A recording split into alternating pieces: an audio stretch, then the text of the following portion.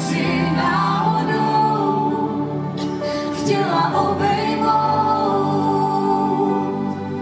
Byl by se mnou někdo jiný, v jiný šaty bych